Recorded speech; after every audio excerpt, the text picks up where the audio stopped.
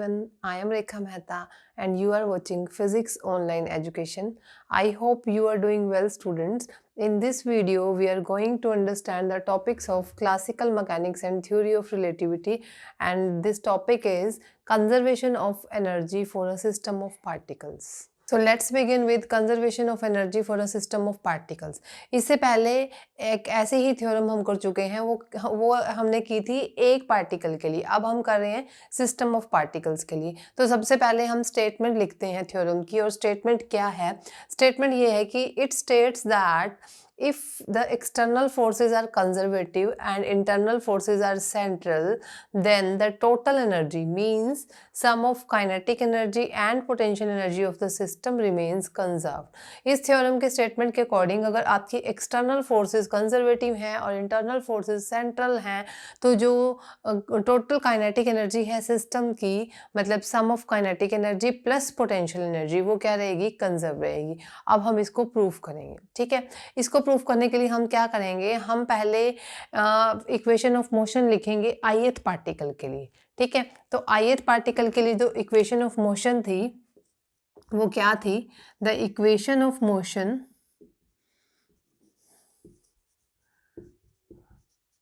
For ith particle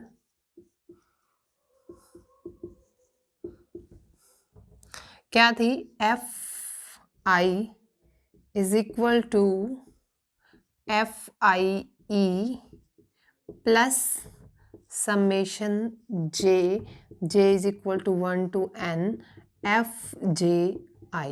ठीक है, जैसे ये मैंने क्या लिया था? एक सिस्टम लिया है, इसके अंदर सिस्टम ऑफ पार्टिकल्स हैं. ठीक है, ये एक सिस्टम है, ये मेरे पास पार्टिकल्स हैं. ये मैंने ith पार्टिकल लिया, ये jth पार्टिकल, ये इसका पोजीशन वेक्टर rj लिया यहाँ से, और ये पोजीशन वेक्टर क्या लिया? ri लिया. ठीक है, ये मेरे पास, इसको x एक्सिस ले लो, इसको y एक्सिस. ठीक है, और यहाँ पर ये जो इक्वेशन ऑफ मोशन है वो किसके लिए है? ith पार्टिकल के लिए. तो ये ith पार्टिकल के ऊपर टोटल फोर्स किसका सम है? External force plus internal force. ठीक है, मान लो ये आपके पास कोई सिस्टम है, इस सिस्टम से बाहर से जो फोर्स लग रही है वो कितनी लग रही है? Fe. लेकिन ith पार्टिकल पे कितनी लगेगी? इस एक्सटर्नल फोर्स का कुछ पार्ट ही ith पार्टिकल पे लगेगा, तो वो कितना लगेगा? Fie. इसका मतलब क्या है? External force on ith particle. और ये क्या है? इंटरनल फोर्सेस हैं. Internal force on ith particle due to jth particle. एक फोर्स की बात करें, जब मैंने समेशन लगाया तो ये sum of all the internal forces हो जाएगा जो हमारे पास इस पार्टिकल के ऊपर लगेंगी. ठीक है, अब हम क्या कर रहे हैं? हमें क्या करना है? एनर्जी फाइंड आउट करनी है. तो एनर्जी फाइंड आउट करनी है, तो अगर मैं वर्क डन ले लूँ, तो वर्क डन मैं कैसे लूँगी? वर्क डन में लूँगी 1 to 2 Fi डॉट DRI. ठीक है, ये मेरे पास वर्क डन आएगा किसके ऊपर? ith पार्टिकल के ऊपर. और ये पूरी इक्वेशन अगर मैं लिखूं तो क्या आएगी? 1 to 2 integration FIE plus summation J is equal to 1 to N integration 1 to 2 FJI. सारी की इक्वेशन के साथ डॉट क्या लग जाएगा? DRI. ठीक है, अब ये मेरे पास क्या है? ये वर्क डन है, और वर्क डन अगर मेरे पास आ गया तो मेरे पास एनर्जी आ गई. की चीज होती है. ठीक है, तो ये मेरे पास वर्क डन था फॉर ith पार्टिकल. अगर मैं लिखूं work done from position 1 to position 2 for whole system. Whole system के लिए अगर मैंने वर्क डन निकालना है तो क्या करेंगे? ये जो है मेरे पास पूरे सिस्टम के लिए अगर मेरे वर्क डन निकालना है तो क्या हो जाएगा? समेशन हो जाएगा पूरी इक्वेशन का. ठीक है, तो यहाँ पर मेरे पास क्या आएगा? वर्क डन अगर मैं पूरे सिस्टम के लिए निकाल रही हूँ तो 1 to 2 इंटीग्रेशन मेरे पास पहले ही था 1 to 2 summation I is equal to 1 to N. Summation हो जाएगा. ठीक है, ये सिर्फ ith पार्टिकल पे लग रही थी, पूरा अगर मैं समेशन कर देती तो पूरे सिस्टम पे आ जाएगी. इज इक्वल टू, यहाँ पर भी again summation I is equal to 1 to N 1 to 2 FIE ठीक है, प्लस यहाँ पर डबल समेशन होगा। और मैंने ये पहले भी बोला था, क्लासिकल के अंदर अगर हमें डबल समेशन लिखना है तो हम ऐसे भी लिख सकते हैं i comma J, I not equal to j to n. ठीक है, इसका मतलब क्या है, समेशन i और summation j, i is equal to 1 to n है और j इज इक्वल टू भी 1 टू n है। तो इसको मैं इस तरह से लिख सकती हूँ, i कोमा जे, i और j आपका 1 टू n है, i not equal to j होगा। ठीक है, integration 1 to 2 F J I dot D R आई। ठीक है, अब हम नेक्स्ट स्टेप में क्या करेंगे, डी आर आई से दोनों इक्वेशंस को क्या कर दूंगी मैं, मल्टीप्लाई कर दूंगी। ठीक है, डॉट है ना, तो डी आर यहाँ पे भी आ जाएगा, यहाँ पे भी आ जाएगा। तो यहाँ पर W1 to 2 is equal to summation i is equal to 1 to n 1 to 2 F I dot D R I is equal to summation i is equal to 1 to n integration 1 to 2 F I E dot D R आई। ठीक है, plus summation i comma J, I not equal to J integration 1 to 2 F J I dot D R आई। ठीक है, अब हमें क्या करना है, ये इक्वेशन को इक्वेशन नंबर मान लो मैंने 1 डाल दिया, तो इसके अंदर ये 3 टर्म्स हो गई, ये और ये। पहले मैं क्या कर रही हूँ, considering left hand side first term. ठीक है, considering only first term on left hand side. तो फर्स्ट टर्म क्या है मेरे पास लेफ्ट हैंड साइड में, ये वाली है। तो इसके अंदर i is equal to 1 to n integration 1 to 2 F I dot D R आई। ठीक है, तो इस इक्वेशन को मैं कैसे लिख सकती हूँ, 1 टू 2 एफ आई को हम क्या लिख सकते हैं, m, और क्या लिख सकते हैं, D V I by D T dot D R I लिख सकते हैं ना। f को, f क्या था, f is equal to D P by D T, या f is equal to M A. f मेरे पास क्या था, एम ए था। ठीक है, और a को क्या लिख सकती हूँ मैं, D V by D T, ये लिख सकते हैं। यहाँ पे ith पार्टिकल पे थी तो मैंने M D V I by D T लिख सकते हैं। ठीक है, अब मैं क्या करूँगी, इस इक्वेशन के अंदर एम आई था, यहाँ पर एम आई को बाहर ले लो। ठीक है, इंटीग्रेशन 1 टू 2 डी वी आई, इसको मैं डी आर आई से मल्टीप्लाई कर देती हूँ और डी आर आई से डिवाइड कर देती हूँ, तो कोई फर्क तो नहीं पड़ेगा। D V I by D T था, डी आर आई से डिवाइड कर दिया, डी आर आई से मल्टीप्लाई कर दिया, और डॉट में डी आर आई तो हमारे पास था ही। ठीक है, इसमें शायद किसी को कोई प्रॉब्लम नहीं होनी चाहिए, कर सकते हैं ना हम इसको। ठीक, अब हमने क्या करना है,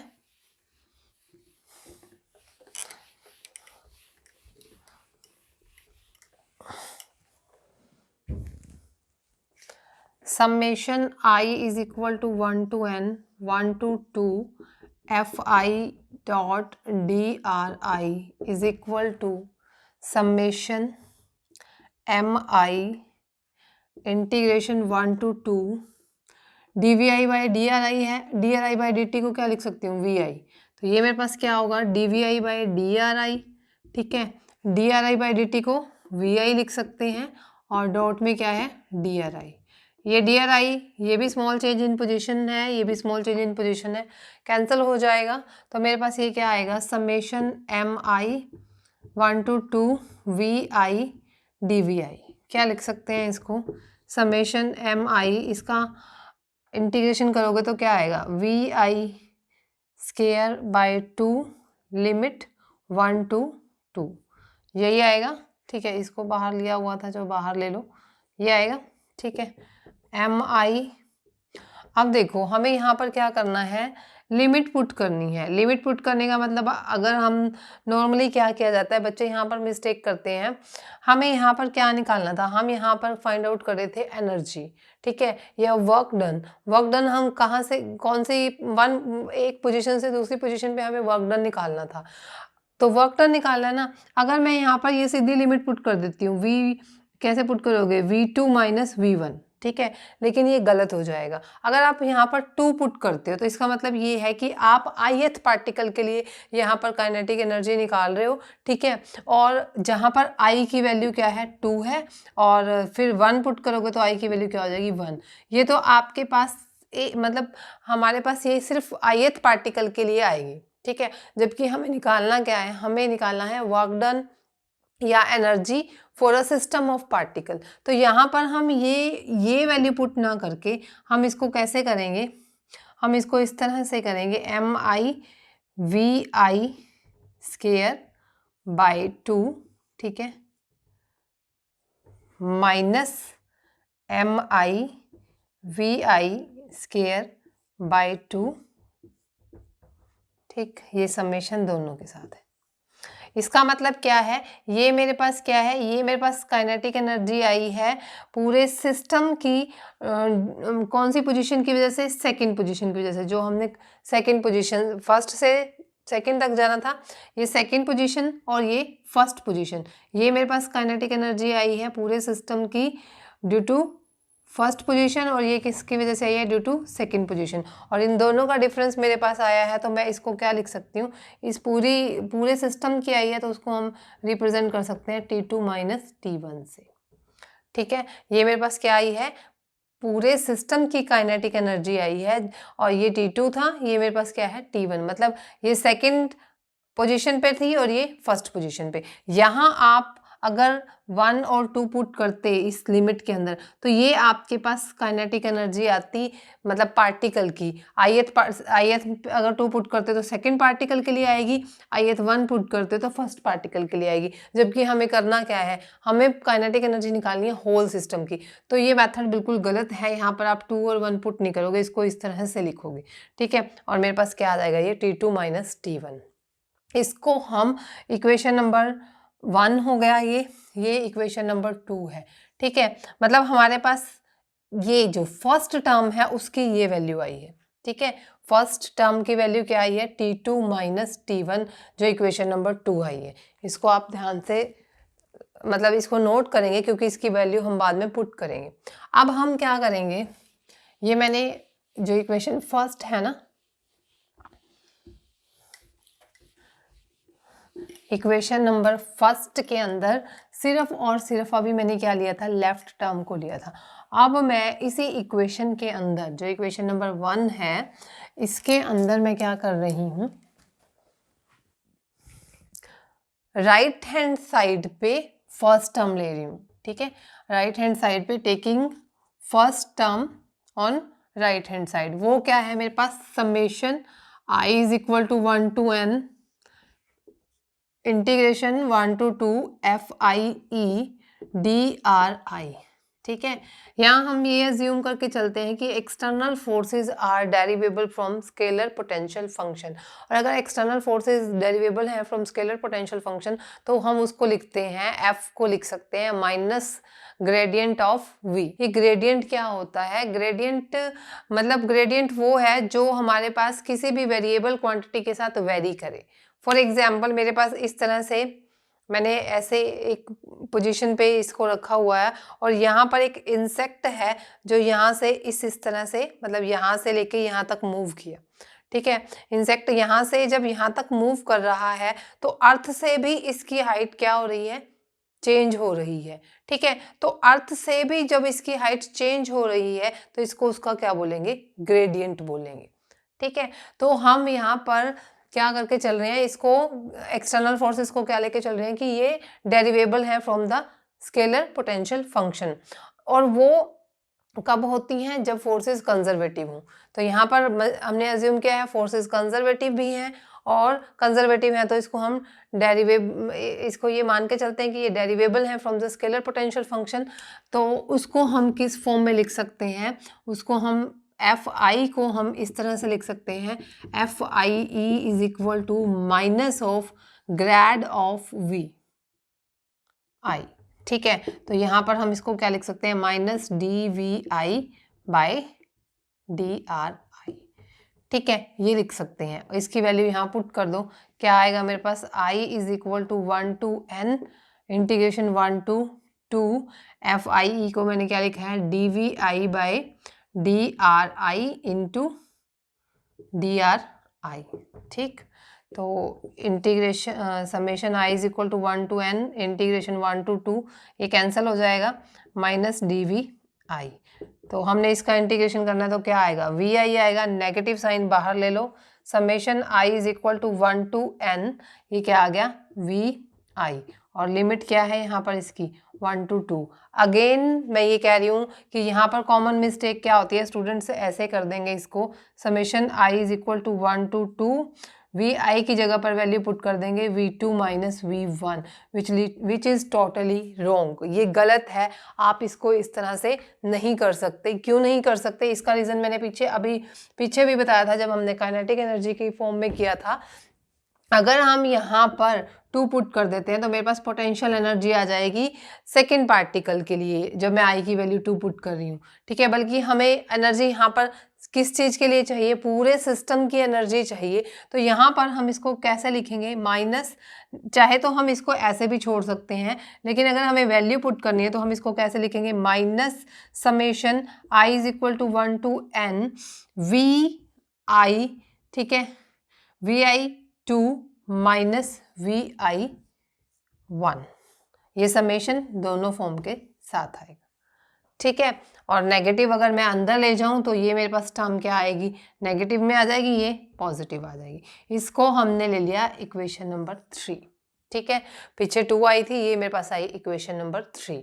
अब मैंने इक्वेशन नंबर 1 को ही यूज़ कर रही हूँ, ये टर्म भी कर चुके हम, ये टर्म भी हम लेंगे अब, ये वाली टर्म जो हमारे पास क्या है, इंटरनल फोर्सेस वाली टर्म है, हम थर्ड टर्म वो लेकर चलेंगे।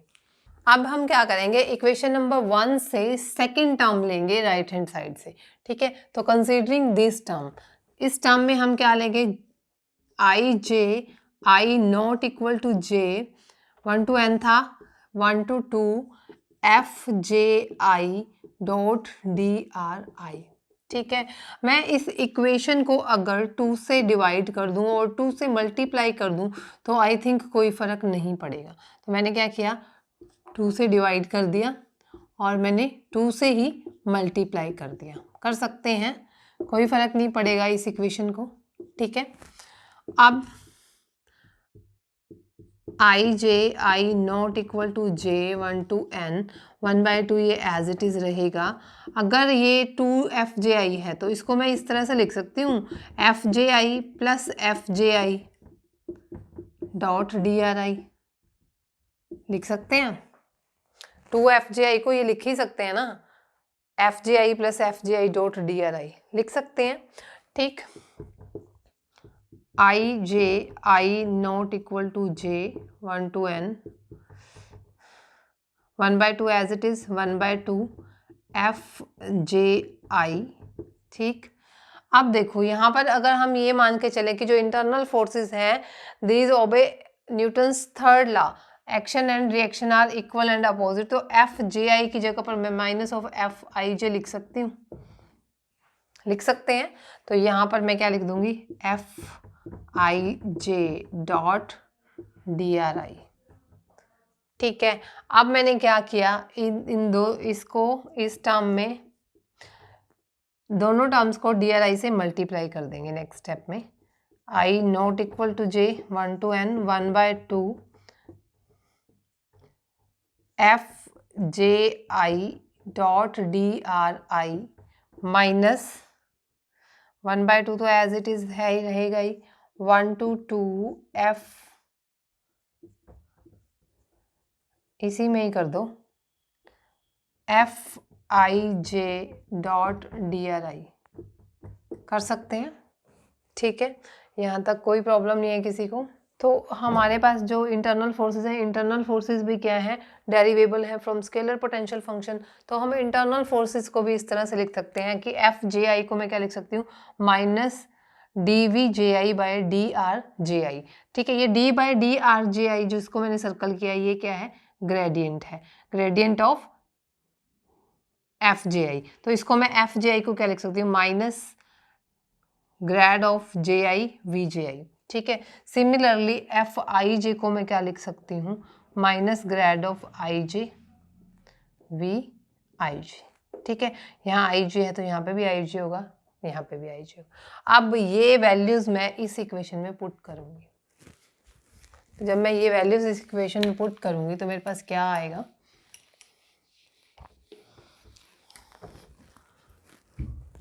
मेरे पास आएगा लेफ्ट हैंड साइड पे जो टर्म है वो एज इट इज ऐसे ही रहेगी, ये वाली term I J I not equal to J 1 to 2 F J I dot D R I, ये वैसे ही रहेगी। ये वाली टर्म मेरे पास क्या होगी, summation I J I not equal to J 1 to n 1/2, ये देखो यहाँ पर क्या आएगा 1 to 2 F J I dot D R I, F J I की जगह पर क्या आ जाएगा, minus grad of J I V J I dot D R I minus minus minus क्या हो जाएगा, plus grad of I J V I J dot D R आई, ठीक है। ब्रैकेट बंद कर दो। आई होप यहाँ तक किसी को कोई प्रॉब्लम नहीं है। मैंने क्या किया है, मैंने ये वैल्यूज इस इक्वेशन के अंदर पुट किए तो मेरे पास ये इक्वेशन आ गई, ठीक। अब हम क्या करेंगे, summation I J I not equal to J 1 to n 1/2। अब हमारे पास जो आई जे है ना, I and J are dummy indices, ठीक है, ये चीज़ आपको ध्यान रखनी है। ये क्या है, डमी इंडिसेस हैं। डमी इंडिसेस का मतलब कि इनको आप चेंज कर सकते हो, जहाँ आई है वहाँ जे लिख सकते हैं, जहाँ जे है वहाँ आई लिख सकते हैं, because they are the dummy. Dummy मतलब डमी इंडिसेस हैं, हम चेंज कर सकते हैं। तो फर्स्ट टर्म तो मैं एज इट इज़ लिख रही हूँ, ठीक। फर्स्ट टर्म क्या है मेरे पास, V J I dot D R I. Second term में मैं क्या कर रही हूँ, जहाँ पर मेरे पास आई है वहाँ जे कर रही हूँ, जहाँ जे है वहाँ आई कर रही हूँ, क्योंकि ये कंसेप्ट यूज किया I and J are the dummy indices. तो यहाँ पर मेरे पास क्या आ जाएगा, जे आई जे था तो मैंने जे आई कर दिया, वी जे आई डॉट डी आर जे, जहाँ पर आई था वहाँ जे कर दिया, ठीक है। और ये हम कर सकते हैं क्लासिकल के अंदर। Summation I comma J I not equal to J 1 to n 1/2 आ रहा था मेरे पास, ठीक है, 1 to 2। अब इसके अंदर क्या कॉमन आ रहा है, मेरे पास कॉमन क्या आ रहा है, ये सारी टर्म कॉमन आ रही है। अंदर मेरे पास यहाँ ले लेती हूँ del J I V J आई, अंदर मेरे पास रहेगा D R I minus D R जे, ठीक है। अब देखो जैसे ये मेरे पास आर आई है, ये आर जे है, अगर मैं आर आई जे निकालती थी तो मेरे पास क्या आता था, R I minus R J is equal to R J I. ये हम कर चुके हैं ना पीछे। अगर मैं यहाँ पर ये ले लूँ कि जो डी आर आई है वो स्मॉल चेंज है इसके अंदर, डी आर जे स्मॉल चेंज है इसके अंदर, तो डी आर आई जे की जगह पर मैं क्या पुट कर सकती हूँ, D R J I, D R minus D R J क्या पुट, इसकी जगह पर क्या पुट कर सकती हूँ, डी आर जे आई। और ये हम पहले कर चुके हैं बहुत बार, वेक्टर लॉ जो हमारे पास वेक्टर एडिशन लॉ है उसके अकॉर्डिंग आर जे प्लस ये मेरे पास क्या है, आर जे आई है, R J I is equal to R I, पीछे भी कर चुके हैं। तो यहाँ से आर जे आई मेरे पास क्या आ जाएगा, आर आई माइनस आर जे, कि दो वेक्टर्स हमारे पास अगर सेम उसके अंदर है, ऑर्डर के अंदर है, तो जो रिजल्टेंट है वो हमारा अपोजिट ऑर्डर में आता है। तो ये मेरे पास आर जे आई, ये भी सेम वेक्टर सेम ऑर्डर में है, और आर जे आई ये भी सेम में है, तो इसका अपोजिट आर आई होगा, इस तरह से आएगा, ठीक है। तो मतलब यहाँ से मैं क्या लिख सकती हूँ, आर आई माइनस आर जे को अगर मैं D R I minus D R जे लिख दूँ तो इसको क्या लिख सकते हैं, डी आर जे आई, ठीक। तो ये मेरे पास आ जाएगा I comma J 1 to n I not equal to J 1/2 integration 1 to 2। अब यहाँ पर देखो ये डॉट प्रोडक्ट था, डॉट प्रोडक्ट में ऑर्डर चेंज कर सकते हो, मैंने कहा था क्रॉस प्रोडक्ट में हम ऑर्डर चेंज नहीं कर सकते, तो मैं इसको पहले लिख सकती हूँ, ठीक है, VJI, और डॉट में इसको क्या लिख सकती हूँ, DRJI लिख सकते हैं, ठीक है। और अब ये क्या बनेगा मेरे पास,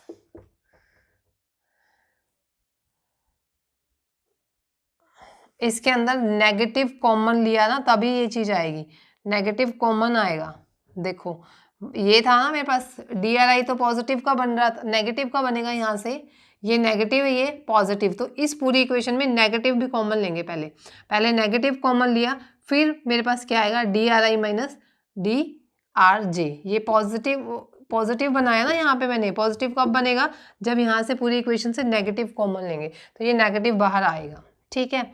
अब ये मेरे पास क्या आ रहा है, summation I not equal to J I comma J, ठीक है, 1 to n, 1/2 भी बाहर ले लिया मैंने, नेगेटिव भी बाहर ले लिया, इसको हम क्या लिख सकते हैं, इसको DVJI by DRJI to DRJI लिख सकते हैं, इसको हम ये लिख सकते हैं ना, ऐसे ही लिखा था, ठीक है। तो इसको जब मैंने ये लिखा तो इससे ये टर्म कैंसिल हो जाएगी, तो मेरे पास यहाँ पर क्या टर्म बचेगी, 1 I to I comma J I not equal to J 1 to n minus 1/2, ये कैंसिल हो गई, और DVJI इंटीग्रेशन करोगे तो क्या आएगा, VJI, तो VJI, ये माइनस भी चाहे आप बाहर ले लो, इसको माइनस 1/2 ले लिया, ठीक है, ये क्या बन गया, VJI, अगेन वही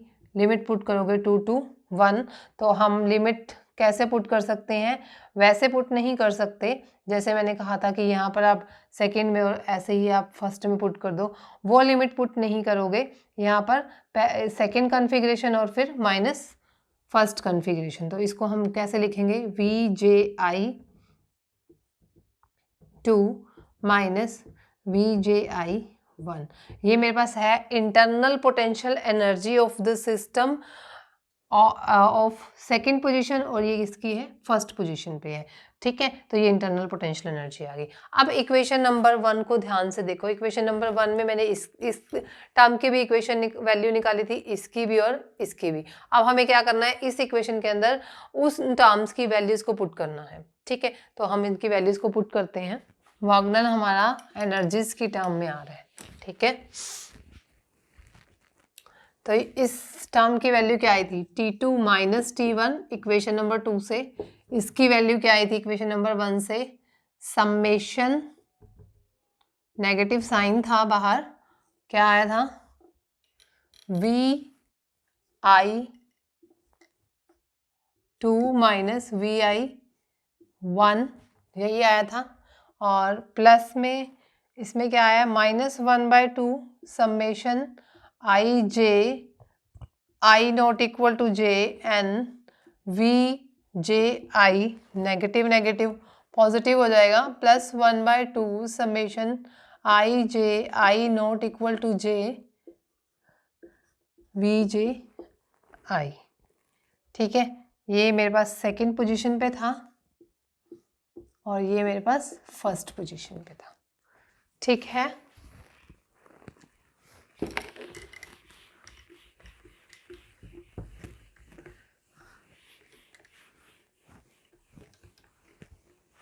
अगर मैं सेकंड और फर्स्ट वाले को इकट्ठा कर दूं, इस टर्म को और इस टर्म को इकट्ठा करें, ठीक है, समेशन VI नेगेटिव कॉमन ले लो, चाहे VI2 plus 1/2 summation IJ I not equal to J,